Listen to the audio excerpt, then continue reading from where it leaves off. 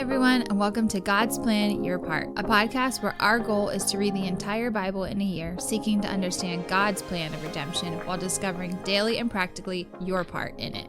Hey everybody, welcome back. I hope you're in a good mood because today we're reading more about what sounds like the end of the world. That's right. Mark 13 is a pretty dreadful sounding chapter. It's kind of a frightening chapter. And I think it sounds a lot like Luke 21, which we read yesterday. So if you've been tracking with the podcast day in and day out, you've probably heard a very similar chapter already yesterday. But I want to invite you to take a good close look at Mark 13. And there's a couple questions that I want us to think about as we are considering what Jesus is talking about in Mark 13. So just to kind of catch you up, get you to know what's going on here. Just looking over the headings of Mark 13. The headings are written by editors long after the biblical text was written. The first heading in the ESV is Jesus foretells destruction of the temple. Then it's signs of the ends of the age. Then it's the abomination of desolation. Then it's the coming of the Son of Man. Then it's the lesson of the fig tree.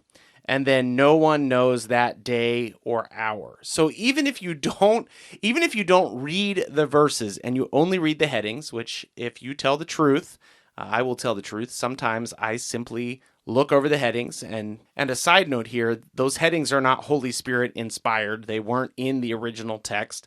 They are made up. So sometimes they're very helpful and they summarize like the paragraphs that you're about to read.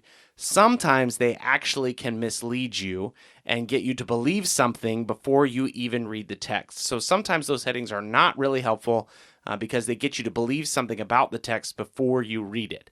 And I think that is one of the cases I would make today, because these headings are pretty foreboding. I mean, it's impossible to miss them. They're bolded. They're oftentimes higher font sizes than the rest of the font. So I don't fault you for reading those headings, but I do want to encourage you, don't be misled by the headings. Be conscious of the fact that they were not inspired by the Holy Spirit. They were written by editors much later on, and they can be misleading. So if you just read the headings, it looks like, wow, this is a foreboding chapter about the end of the world. But the question I want you to consider before you jump into it, before you read it, always go read it for yourself. Listen to me read it later on in the podcast today.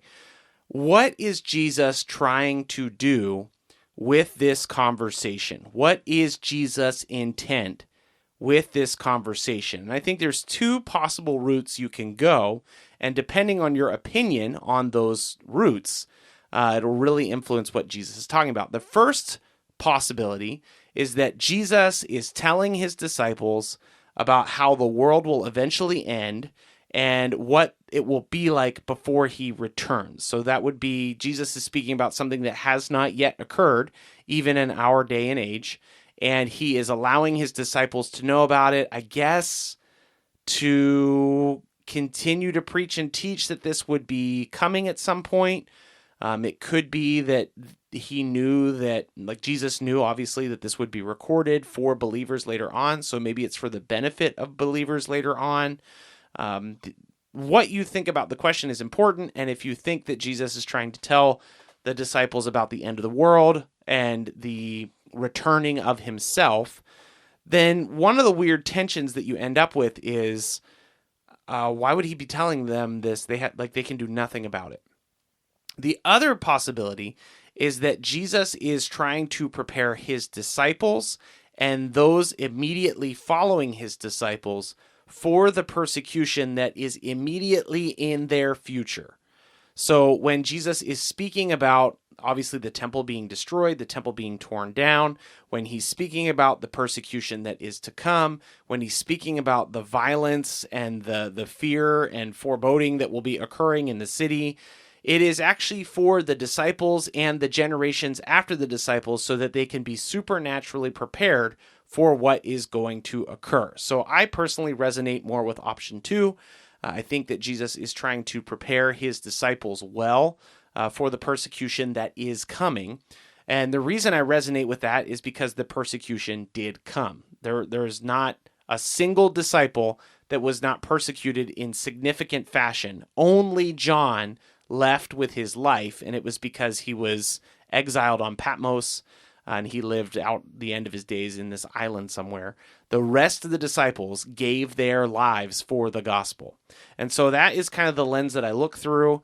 I certainly believe that Jesus is returning. I certainly believe that Jesus is coming back. There are other passages in the Bible that teach that, but I don't think we need to make every passage that sounds like that mean that. So now I want to show you a little bit of what I'm talking about here.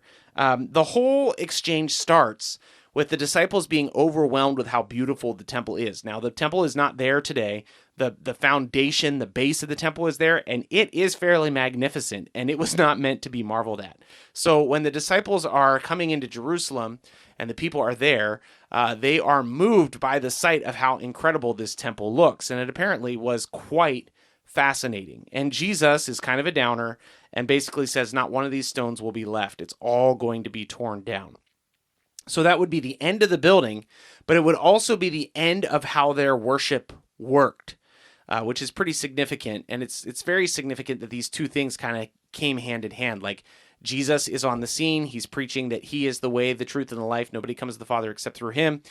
And at the same time, shortly after his ministry, the temple is destroyed, and the temple would have been at the center of kind of old school cultic Judaism. And so significant changes came.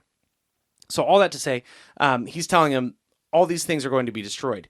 And when they go privately with Jesus, the disciples are like, what are you talking about? And so Jesus tells them, you can see in verse 6, like basically there's going to be false messiahs that are coming. Now it's interesting, you can get a lot of information from this guy named Josephus. Josephus was a person that wrote a lot of Roman history. He wrote down a lot of what happened in Jesus' day and after Jesus' day. He's very reliable. A lot of historians count on what he says. And what's interesting is that Josephus records an incredible amount of claims to be messiahs, an incredible amount of people who claim to be the Son of God shortly after Jesus' life. So there's kind of like this flare up in messianic claims. It seems like Jesus is talking about exactly that which was going to happen. Then he says, a nation is going to rise up against nation, kingdom will rise up against kingdom, there will be earthquakes in various places, there will be famines, and these will be the beginnings of birth pains. So another thing that is well known from Josephus and his histories is that this was an incredibly tumultuous time in the Roman Empire. There were literally wars all around the known world for power, and like even internal clashes among the Roman Empire. It's fascinating to read up on these things. So the disciples would have been living in a time of wars and rumors of wars. And then also on top of that, it was also a time of a lot of earthquakes all over the Roman Empire. So these guys and their descendants, their immediate generation after them, would have been hearing about a lot of wars. They would have been hearing about a lot of earthquakes. It's very interesting.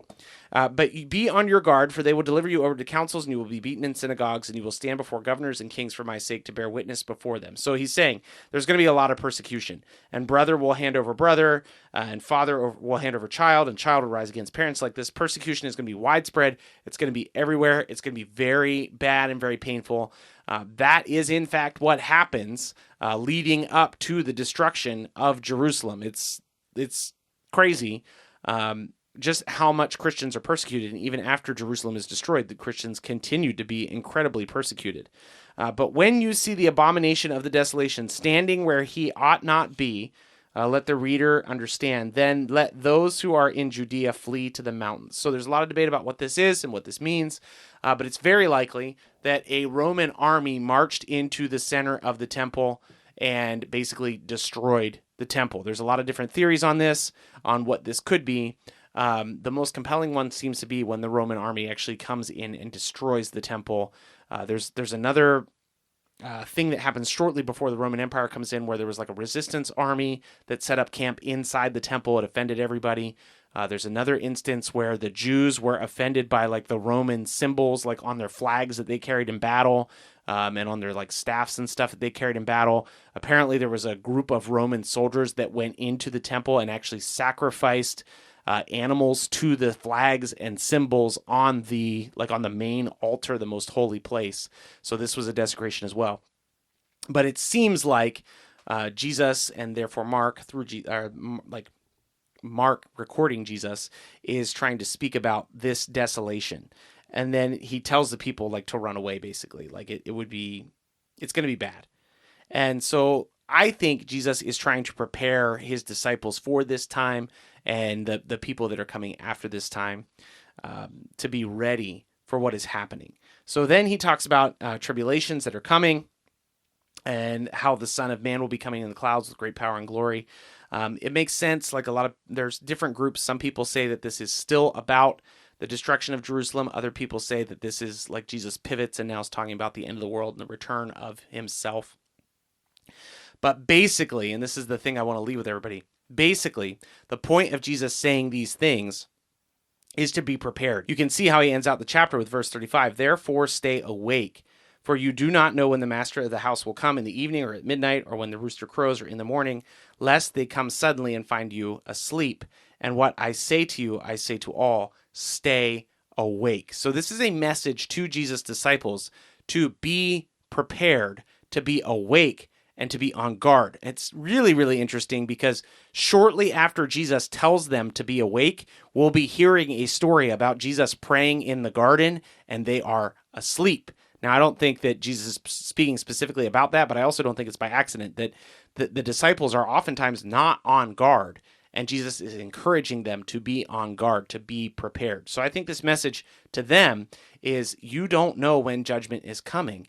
And because you don't know when judgment is coming, we need to be prepared. We need to be on guard. We need to live a life that is honoring God at all times. We don't have time to be lazy about our faith. And I think that message remains true. I think we can still live this way, that we need to be aware. We need to be alert. We need to take our faith seriously. We don't have time to phone it in. And that is actually your part for today. Take your faith seriously and know that the message that Jesus would tell you is to be prepared, to be on guard, to stay awake. We do not live in a world that just blindly supports the teachings of Jesus. We are not drifting closer to Jesus. We are drifting further away, both culturally and personally. So you have to be on guard. And I think it's easy to read over this chapter and say, oh, this is about the end of the world and Revelation and Jesus is coming and we're ready to go. I think if you read it with that lens, like I don't totally fault you, but if you read it without actually this spiritual sense of preparation, understanding that Jesus wants us to be always prepared, I think you miss something. And I think that you miss kind of like the practical message that is here for us. So hopefully that's the end of our apocalyptic kind of sounding stuff. We'll be jumping into Matthew 24 tomorrow. So I'll see you then. Thanks so much for listening to God's Plan, Your Part. If anything stuck out to you, if you have any questions, or if you'd like to receive a Bible, you can email us at godsplanyourpart@gmail.com. Also, if you're enjoying the podcast, please consider supporting us through the link in our description.